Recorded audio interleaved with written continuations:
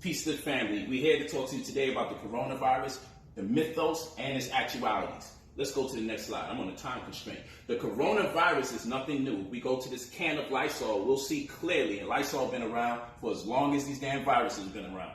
If we go to this can of Lysol, we're going to see that it protects you from the human coronavirus. Next, we're going to also see Dettol. We're going to see right here it's protecting you from coronavirus. So the question is this virus as detrimental as they say it is, the new strand? Because we've been fighting and we've been killing it off. Or is there something else to it? Let's go to the next slide.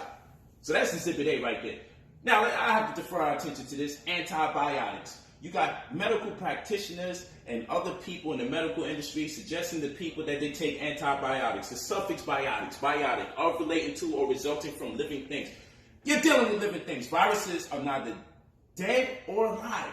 Biotics ascertains to good bacteria and bad bacteria. When people take antibiotics, they actually eliminate both. And that's why antibiotics are so detrimental and responsible for the rise of a whole lot of diseases and implications and malfunctions in the human body to this very day. Let's go to the next slide.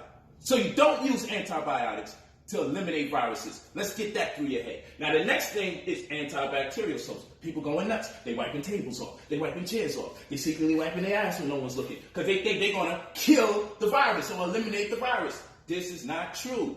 Antibacterial means it is eliminating good bacteria and bad bacteria, not good viruses or bad viruses.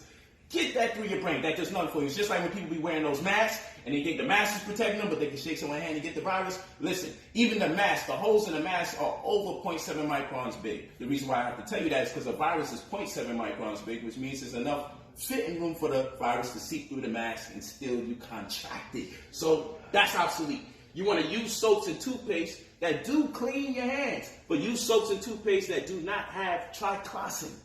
If you want to protect yourself from a virus, boost the amount of vitamin C that you get. But in order to do that, you got to take in the right amount of magnesium because you can't absorb calcium properly unless you absorb the right amount of magnesium, which is going to take me not to vitamin D itself, but not D2, but D3. And people don't even know the distinction between D2 and D3. So much to talk about. Let's keep moving forward. I'm just putting as much information out as possible.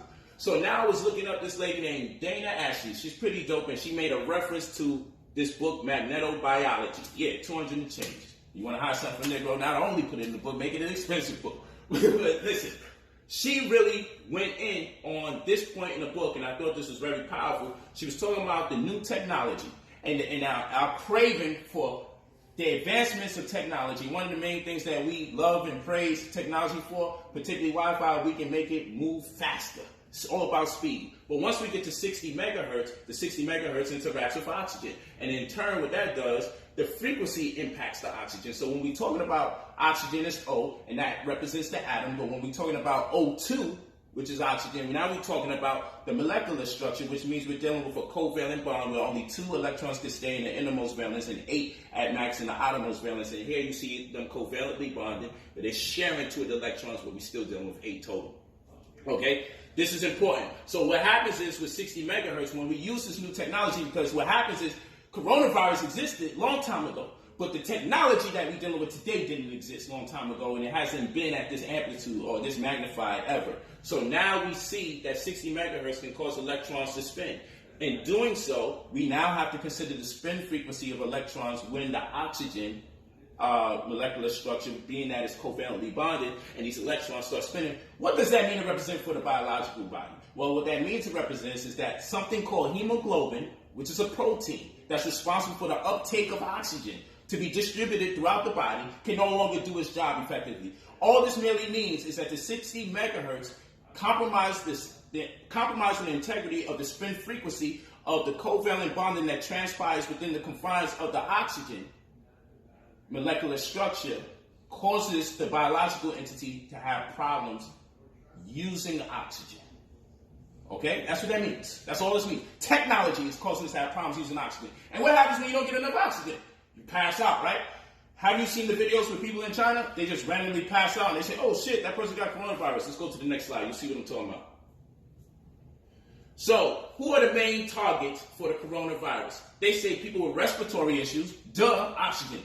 Elderly people, because what? Their oxygen levels on decline. Their ability to take in oxygen is on a declination. and diabetics. Why?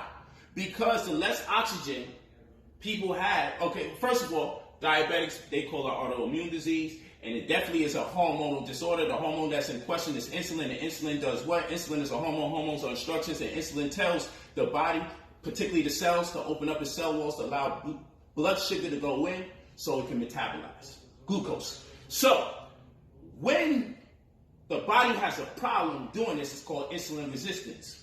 And this causes people to have problems taking in oxygen. Okay? Let's go to the next slide. So we see these three things in common. The ability to take in oxygen. Coronavirus targets the same people that's targeted when they subject to 60 megahertz. It's the same symptoms that we're subject to with 60 megahertz that we're subject to with the coronavirus. But we'll go on to the next one. New technology that is to blame is making us defer our attention to this so-called coronavirus. Go to the next one. Is oxygen key to insulin resistance? I want you to go to this article. You'll be able to click the PDF and you'll be able to see the test yourself. Well, basically, low oxygen levels at Mount Everest. What they did is took some people with diabetes, brought them to Mount Everest at high altitudes where the air is thinner, as they say, and they realized there was insulin resistance. But when they gave them more oxygen, they realized there was less insulin resistance, because we now see that oxygen plays an integral role to people that have diabetes.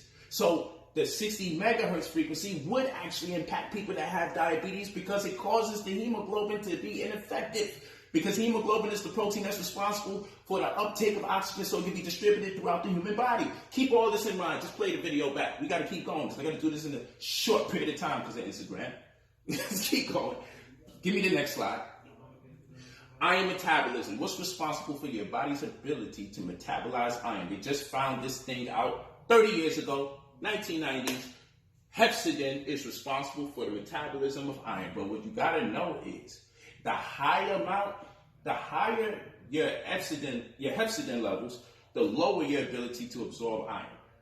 Okay? It's actually stupid to think you're going to give people iron pills and raise their iron count. And all you're doing that is raising their hepcidin levels, which is making it harder for them to be able to absorb the iron in the first place. You actually need vitamin D3. Vitamin D3 is a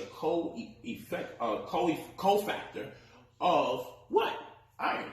Iron and vitamin D are cofactors, which means one hand washes the other. That's what that means. They need each other. We'll talk about that at another time. Keep going. But that's a key word you need to know, cofactor.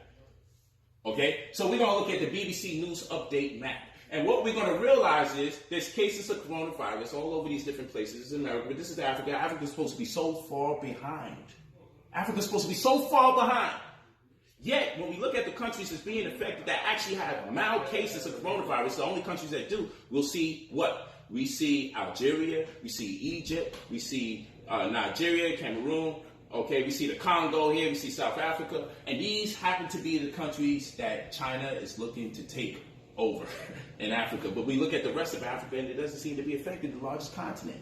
But what we find out now is that there is a racial advantage to what's going on. So let me tell you about sickle cell anemia. Sickle cell anemia is an advantageous disorder or adaptative disorder. Okay, the parasite malaria on account of us coming over here to different climatic conditions imposed this will on everybody, was killing everybody else. But for us, we got saved because our red blood cells became crescent in shape, deprived us of a certain amount of oxygen, enough to kill the parasites, but enough to still keep us alive. Our body has that mechanism, and so our body created the cure for sickle cell anemia. Having understood this and understand that white people have larger red blood cells, and they also have what? They have higher amounts of hemoglobin. Black people have low amounts of hemoglobin and smaller red blood cells, but it's compensatory because they can't stay in the sun that long. We can't stay in the sun that long. We need to come to terms with what's really going on. That's the end of part one.